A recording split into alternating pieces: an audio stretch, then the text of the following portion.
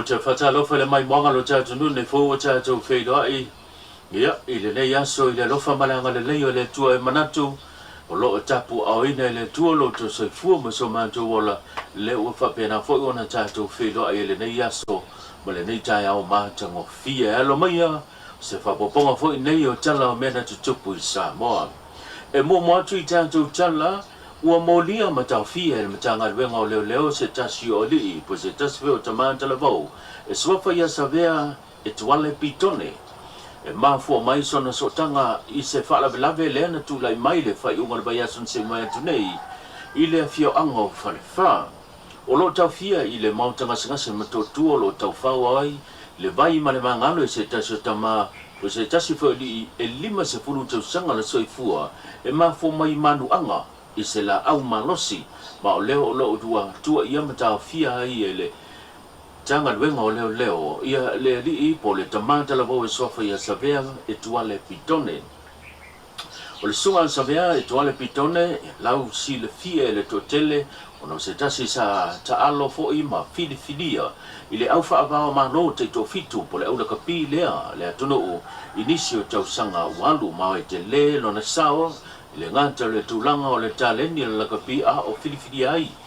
i le au o le atono e mai se, o lo te le fo i lona sosani ma lona sao e fe soa soni atuai i aua le fio anga fa pe fo i nisi o au sa tuina tuiai i lona taimi ma lona tomai e fe soa soni e mole atina ino whanau. E li whamautu mai le matanga duenga te wala mai le fionga ra komisina le Leiataua Samuelu o pamsanga le aso la penaun tula i o i luma le whamasnonga e tali morianga e pei o na tau fia ma moria ai e leo. Inisi o tātou tala, a o iai Samoa nei ia le minista o va i whafo, le maro au se talia Penny Wong, o lea na iai le tūlanga na whaatino e se whaataltalonga, whaatasi ma le whasenga o tustanga i Samoa nei. O le whaataltalonga, le pei o na mawai lunga upenga ta whailangi, na polo ina i ele li i pāle mia, o ia fo'i, o le taitai o le atunu o le sunga lau le mai le tole wa te pola tai vao forces mid i leo ina ia ave ina i fafo se tasi o tama matua e swafa ia pio si o manta e linga o leo e ona ina le newspaper o whai ngoi ina o le Newsline Samoa na mafo le atu langa o no li pesili wa sopa utu ai whamtelanga e fo linga pe ua momoli atuai lona finangalo po lona fo itu langa o ia o lo tu i vang fa whai pui ala ia tau tangata ai ua le tu langa e pe o na muli ta iala e au ona tu to tasi ia le whaatinonga o lana ngā ruenga o se whapoponga nei o le tu langa e pe o na iele men tupu i le aso anana fi. To get involved in your domestic politics. That's the first point I would make. No, I'm going to respond to the things that I think are important for me to respond to as Australia's Foreign Minister.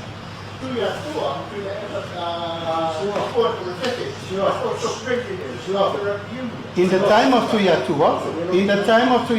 the rugby was perfect. Remember, in the time of Leiataua, look this way. At the time of Leiataua, politics was involved, but the rugby was perfect. Now, with Leiata's time, where is our rugby? You name it, where's the level of our rugby now? This is where I'm saying, this is my time as a Prime Minister, I need to sort this out. Yeah. Can you elaborate on how the Australian government will assist? And the last part is the rugby fund, which is we are still in the middle of negotiation with our rugby management here. We want to clear our side by make sure your fund won't be out of hand. I'm sure Australia has contacted our government to get involved. So it is our duty to respect our government level to make sure your helping for our rugby is well distributed in a proper manner of transparency and accountability. So we are still in the middle of sorting out between the government and our rugby body here to make sure we come up to a solution to sort it out in the future. But we won't want to left out. We will still continue to negotiate in a way so that all requirement is fulfilled under your scheme. And we are still negotiating and also discussing whichever is the best way to move forward and to solve important because rugby is one of our game, and I believe we have committed to your wallabies many times and all the others rugby popular team in the world, but we believe your assistance for rugby is much appreciated. Na manino le saunoanga ale minister le vai fafo le malo Australia na te le tali le tulanga o fesili pe ona langa po le mata au pu fa tau le sosoni Australia i le tulanga le kapi mo Samoa pite yane o le nganga au tulo malo o Australia o le ofo ina mai le o sosoni mo Samoa e fa pe ni sio tunu o le Pacifica na sauno le fionga le te ta yo le tunu i fo le pa le biam fa fite ia le malo Australia tu sai male nei fe sosoni na fa manino fo ia le fionga ile li palemia ono le tulanga fa le tono lo iai ia le pulenga le laka pisa mo ono tulanga tautupe le mafuanga leo lo fa tua iai ia le tulanga e pei ona le mafai ona saini le te ta ia le tunu se ia suinga malie masuia le pulenga mo le laka pisa mo fa to ama fai lea ona a apa antu le malo mo le saininga o le seleni ina ia iai le malo si anga mal so tanga le malo e fa so tau wai le seleni e pe on sila fia o le laka pisa moa ele o toi lilo i le teimile nei e le o toi pōmala e le tele o tau sanga o lo fa bebesi matulanga le lei langa vo i fina ngalo i le ngata o tamata alofa pe fo i le tuno i le tulanga e pe ona tula i mai o lo o bebesi masa i lia ai le tele o seleni o lo o le lo ma fesilingia i to tono le laka pisa moa e fo inisio manatu na faalia fo inisio tamta alo na lanto faalia le tulanga fa le tono le ni tongi mani alauni e pe ona nginga i lunga upenga te failangi i le tele o tau sanga o vai na manino le saunoanga ale minister le vai fafo le malo Australia na te le tali le tulanga o fesili pe ona langa po le mata au pu fa tau le sosoni Australia i le tulanga le kapi mo Samoa pite yane o le nganga au tulo malo o Australia o le ofo ina mai le o sosoni mo Samoa e fa pe nisio tunu o le Pacifica na sao no le fionga le te ta yo le tunu i fo le pale biam fa fiteia ia le malo Australia tu sai male nei fe sosoni na fa manino fo ia le fionga i le pale mia ono le tulanga fa le tono lo iai ia le pulenga le laka pisa mo ono tulanga tautupe le mafuanga leo lo fa tua iai ia le tulanga e pei ona le mafai ona saini le te ta ia le tunu se ia suinga malie masuia le pulenga mo le laka pisa mo fa to ama fai lea ona a apa antu le malo mo le saininga o le seleni ina ia iai le malo si anga mal so tanga le malo e fa so tau wai le seleni e pe on sila fia o le laka pisa moa ele o toi lilo i le teimile nei e le o toi pōmala e le tele o tau sanga o lo fa bebesi matulanga le lei langa vo i fina ngalo i le ngata o tamata alofa pe fo i le tuno i le tulanga i pe ona tula i mai o lo o bebesi masa i lia ai le tele o seleni o lo o le lo ma fesilingia i to tono le laka pisa moa e i fo inisio manatu na faalia fo inisio tamta alo na lanto faalia le tulanga fa le tono le ni tongi mani alauni e pe ona nginga i lunga upenga te failangi i le tele o tau sanga o vai inisio tātou tala o si lia ma le fasa fulu miliona tala le pesoswani po tupe ua whaumia ina ai ia na alo matama whanau o Samoa leo lo fai ngā ruenga i le company va al Mediterranean CMSC leo lo ia fai ma fea lo tātou atunu na mawala wanoa e whaasoa ma sao no ai lo Visa City o le company va a Samoa fionga ia tāwhi sila whai e whaamanino le tūlanga tutongi mo le sila pia e mātua o se ului linga nei o nei tala le whaangasolongo o rankings wanga ia o tātou ali ima tamai tai whio iwa ia pe o le waiang momua le o sa o le ordinary seaman ia o pe o le waiang momua na ia ta o le o sa ia le ala ia le tongi a matana e a whemon tupu a whese lau a whelu se lau i tā la Amerika ia i le masina ia ona si atu le nunga i leisi level pe a wha solar promotions ngi ia le le al performance kai pe fo isi ona le le al fa tino nga luenga ia wa si tia foi lo tulanga ia le le AP o le apo body ia seaman o sea woman na pena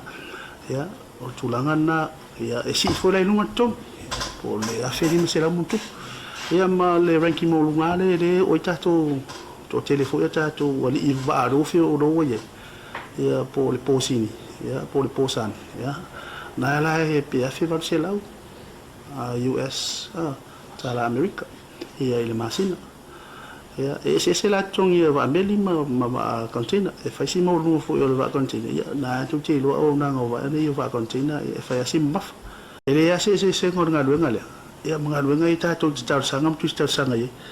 e tar sanga mai o fa tali le so wa no ona ia isi fo e la monari le va pe e uma mai lo o le mele ia e tau no uma mai lo sa lu al fenga le ai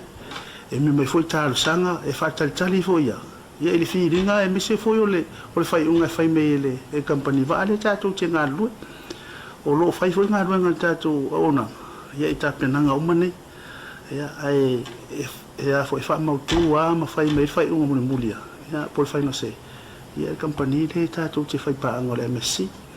ona e o fai to telefone le lisi do wa mai terminate ia me se foi la to sa ngai mai le lufa ia male ia lufa o le fatal tadi ne avano o le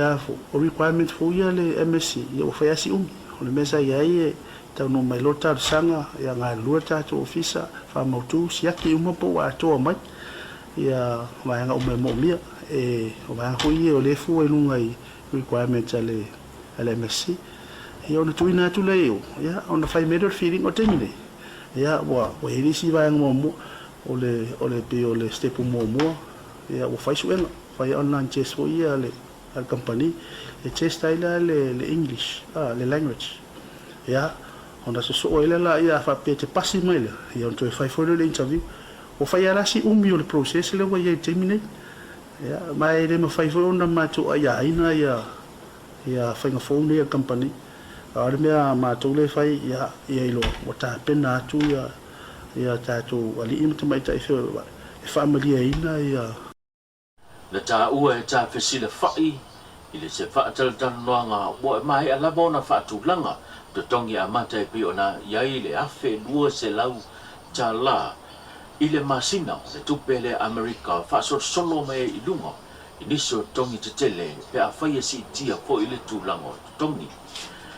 e o fo i le tūlanga e na whaamanino ai e le fionga ta fesile fai i le teimele nei o loo iai fitu na inga mai pe lava o ngā wenga le nei lunga o company vaa le ngata o vaa la o loa po meli e tosi talo sanga mai ai whanau e whaatalitali i le teimi e tali mai ai company mai whafo ona whapena fo i lea ona whamatu atu a wanoha mo alo ma whanau o lo tātu nuu e whai malanga ai i lunga o ngā wenga i whai maunga ale ka tātu o company vaa leo lo whainga wenga ini alo matama whanau o so tātu nuu fase fulu mane lima leo whai o lii ai se fulu leo whai o tamaitai leo lo whainga wenga i lunga o vaa la o loa o vaa container lua se lau ono se fulu mane lima leo whai o lii leo lo whainga wenga i lunga o meli ese i to tonu o kon karate o lo sainia e peyo na ngā lua hei alo matama whanau o so tātu tono u Inisio tātou tala, o le iai nei o Samoa o le minister, le vai fafo le malo au Australia, o le na si ai tūlanga o ngā luenga e pei o na whaatupeina le malo Australia i lana pukalambe o Soswani, i le ngata le fausia lea, le fisa le fono e whapefoi, i le tūlanga e pei o na iai, i le whale lea e whamasane o na whaatutei ai, fono tanga a le parlemene. Na mawana ava noe sau noe le te tai o le tunu o i fo o le li palemia e whawhitia le tūlanga e pi o nei tā penpenanga e meiso le nei ngā ruenga o whai tautau sanga o tā pena mai mō le whaamaniaina o tūlanga e pei o na iai le mana o mianga leo o tali mai le maro au Satalia o se whapoponga le nei o nei tā. O tūlai whātūlau le paia o te whau. O le malai o le whautu ngātangi e Samoa o le malae na sa ili ai malo mo Samoa mai le amtanga. O le malae whamai na velo ai aso tau tianga E o tātou mātua whai langi whonanga. E len whai una whangalo aso matai ao whapenei. O ana le ai ananafi. E le ai le so. Tula iai, ori le nganga whaafitai le tua, ona ua tau lau I manu o le nei whamoe moe taua. E ale le wheso soani mai, ale malo Australia. Ale unai le nganga whaafitai, lau whionga ile. Minister, ole vai whafo Australia. Whaleo atuai lo mātua nganga whaafitai tele le malo Australia. Au atuai le whaafitai tele lau whionga tol susulu. O le matai Samoa mai sa tapuala lau whionga riri. Pāle mia le malo Australia. O no lau whaaloalo o leo atua te tele le so. I le lua afe sfutasi, ngai lua afe sulima. O ina na mata el tapenanga o le bloketi le nei o le tapenanga o le fausia. Whaleleia o pāle mene o Samoa. Ina ua tala whamalosi lalo le tātou wharifono muamua. Sa iai. Talu tātou tūtotasi. Awa mata fo ina mana e nai leisia tātou wharifono lo whai e pēa tātou whono. I le taimile nā. E mile nā sa tūla i loa.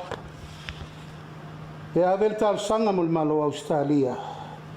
Ina ia mai se whasoasani e whausia ai loa. Le tūlanga le whale leo o tātou mauta whono. Ma le whale le nei o tātou pēnei e le so. O ina nā matai le tālu sanga na tui nātu. I lau taimi whaafonga whetelai ma le whailau tusi o le whono. E whionga ia whepulea I Ropati Atila. Tui nātu le tālu sanga ia Dr. Stevenson. Henry Han. O ia luna sa mapasa hai komsina o Australia le taimile nei. Mata I lo na whaatala noa le poloketi le nei. A mai tau a larata le sulima tau sanga. Talu na whau whamoe moe le nei. Mana malanga aloa ia mai ai le kova na sili o Australia. Whaila na launga I te tonu le mota. E a mata ai le ofo le nei Australia. E whaile whale whono fau leo tātou vai e iai. Whaile ma leo tika le nei. Tātou whila I le aso tai au, pasoi fwoi.